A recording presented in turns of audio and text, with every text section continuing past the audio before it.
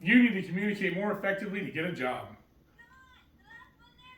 Today we're talking about communicating more effectively to get a job. Our key points today: what is communication and work, why you want to communicate more effectively to get a job, and how you can communicate more effectively to get a job. Have you ever struggled with being unemployed? Are you unhappy with your current income? Are you unhappy with your current job? Can't seem to get through an interview successfully? Does anyone ever tell you should be looking for a job and you feel like you just don't need one? Today we will cover these points to get you on the path to employment. My name is Justin. I've taken an oral communications course going over the book Understanding Human Communication. I've read 24 Hours to the Perfect Interview. I've also done countless research on communicating the interviews with Indeed.com and Monster.com, and I also have 20 years of real-world job experience. What is communication and work? Communication is the process of conveying information, ideas, or feelings through a system of symbols, signs, or behaviors. This involves the use of verbal and nonverbal communication, including spoken and written words, body language, and facial expressions. Nonverbal cues convey emotions such as making eye contact. They may make you seem bored or uninterested. The pitch and volume of your voice are also nonverbal communication, and they can give away whether you are nervous or if you disagree with something someone has said. Communication is more than just sending a message out to others. It involves receiving messages and how you decode those messages. It's important that we actively listen during an interview. What does work mean to us? Work is defined simply as an activity involving mental or physical effort done in order to achieve a purpose or a result. For us, work is our job seeking, and the result is getting that job. If we go over the many benefits of having a job, we will be more inclined to use effective communication to go out and get a job. Why you want to communicate more effectively to get a job?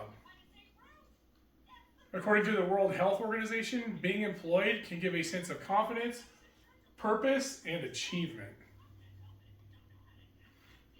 The rate of depression is lower when you are employed. It gets worse the longer you go without a job. This graph shows the amount of weeks that go by of being unemployed, the likelihood of the people who currently have and are being treated for depression. This graph shows total unemployed. All Americans have a rate of about 10% of depression.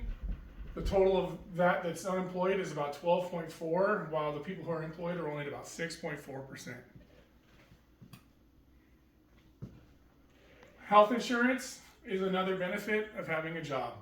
Employer-paid health coverage is available to about 72% of workers in the private industry. In 2024, the Bureau of Labor Statistics also found that 81% of private industry workers received paid time off. Of course, having income is the biggest advantage to having a job, in my own opinion. How you can communicate more effectively to get a job. Networking. Networking is a process of meeting people and maintaining relationships that result in the information advance to enhance one's career.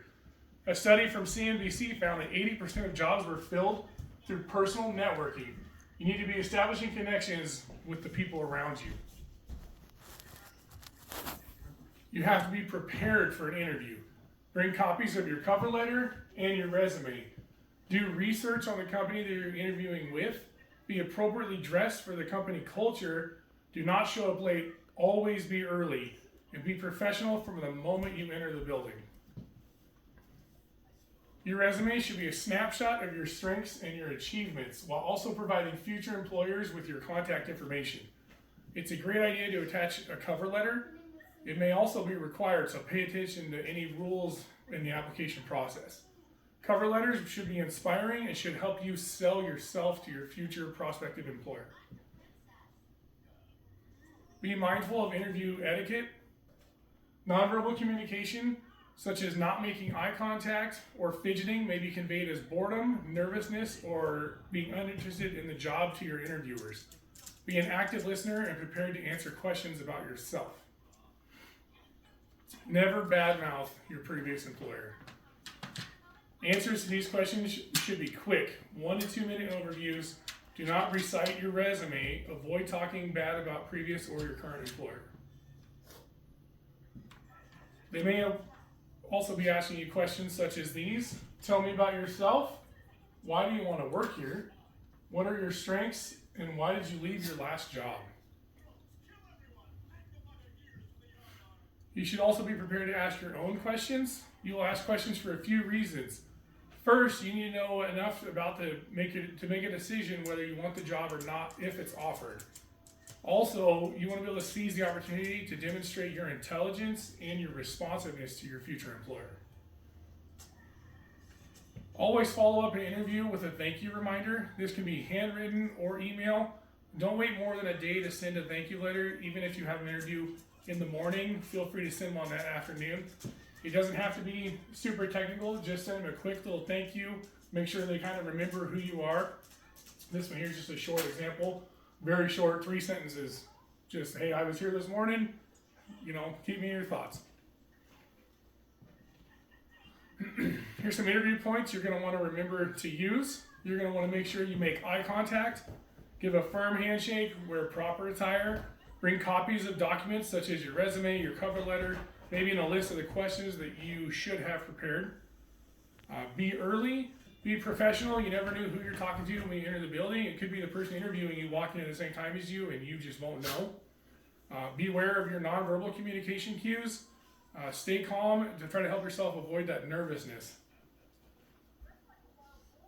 You're going to be able to take what you learned here today to be confident in your next search for a job. From the moment you start establishing a network to the first resume you send in. The next interview you have will be one you take on with full confidence in yourself and your abilities to communicate. Thank you for your time.